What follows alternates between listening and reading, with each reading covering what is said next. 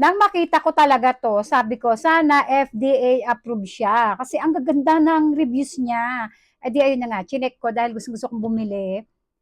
Ayun naman, napakasaya ko kasi nakita ko nga na siya ay FDA approved. Ito ay bagay sa mga taong takot ano, yung mga set-set, Rejuve, ayan. Takot kasi ako sa ganun. Meron ako binili nung last week lang, 2 days ko lang nagamit, nangati yung, nangati ako, yung leg ko, ang kate talaga, kaya tingnan nyo, parang nagsugat-sugat yung leg ko. Oh.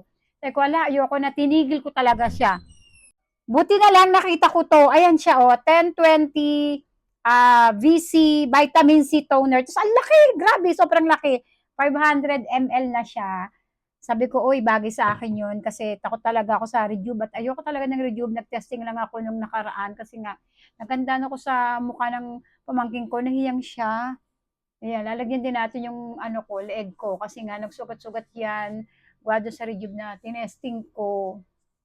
Sabi ko, ala, sabi ko, ang kati, sobrang kati talaga nung ano, Rejuve na ginamit ko. 2 days pa lang, ang kati, ayoko na, sabi ko ganun. Tapos ibang nakita kong gumagamit nito, ang gaganda ng mukha nila. Sabi nila, ano, nung last year pa daw nila to ginagamit. Sabi ko, hala, ba't di ko nakita yun? Sana tinesting ko. Ayun siya, o, tingnan nyo naman, sobrang laki, o, di ba? Vitamin C. Grabe, nakalagay rito vitamin C toner, moisturizing, nourishing skin, 500 ml. Ang laki. Sabi ko, eto na siguro. Ang laki niyan ha. Ewan ko lang kung maubusan ka pa niyan.